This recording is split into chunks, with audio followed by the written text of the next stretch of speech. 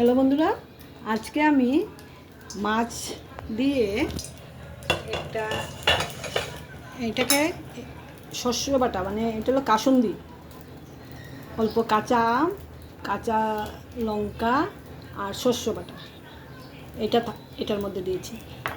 আর এটার মধ্যে টমেটো, আদা, কাঁচা লঙ্কা আর এটার পেস্ট বানিয়ে রেখেছি। আর মাছগুলা বেজে রেখেছি। মাছ তাহলে আমি প্রথমে কী করবো, অল্প কালো জিরে দিয়ে দিলাম। কালো জিরেটা দিয়ে দিলাম। এখন টমেটো, আদা, কাঁচা লঙ্কা পেস্ট করেছি, এটার মধ্যে পেস্ট করে রেখেছিলাম, এটা ঢেলেছি, অল্প দিয়েছি।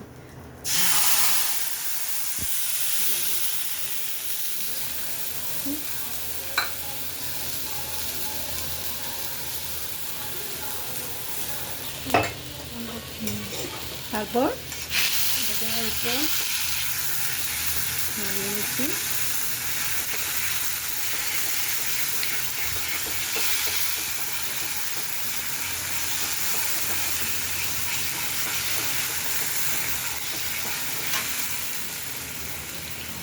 তারপর এটার মধ্যে হলুদের গুঁড়ো আর লঙ্কার গুঁড়ো, হলদির গুঁড়ো আর লঙ্কার গুঁড়ো এগুলো দিয়ে দিচ্ছি। অল্প কালার হওয়ার জন্য, এমনিতে তো কালারটা ইয়েলো থাকবে।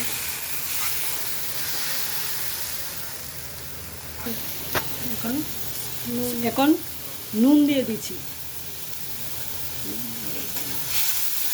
এখন এটার মধ্যে এই যে এটা বানিয়ে রাখছি না, এটাকে আমটা দিয়েছিলাম, অল্প একটু করে আম দিয়েছি, কাঁচা লঙ্কা দিয়েছি, এগুলো দিয়ে শস্য দিয়ে এটাকে পেস্ট বানিয়ে রেখে দিয়েছিলাম আগে থেকে। এখন এটাকে ঢেলে দিচ্ছি।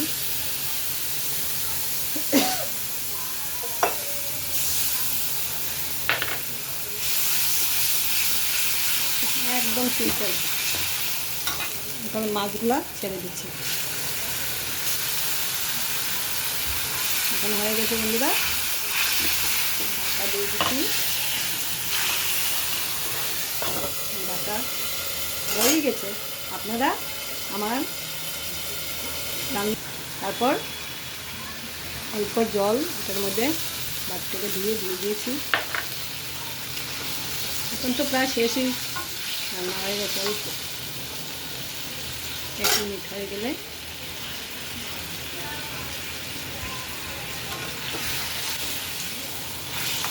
বন্ধুরা, আমার রান্নাটা যদি পছন্দ হয় আপনার, তাহলে সাবস্ক্রাইব করবেন, একবার করে দেখেন, আর কমেন্ট করবেন, আর লাইকও করবেন, তাহলে আমি আরও করতে একটু ভালো লাগবে আমার।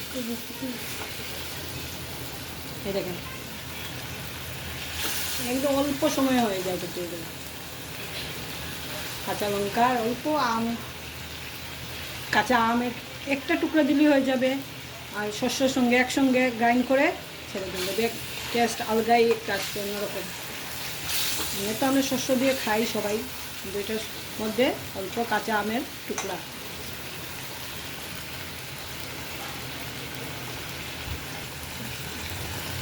টাটা, বাই বাই বন্ধুরা। এখন বন্ধ করে দিলাম, হয়ে গেল আমার।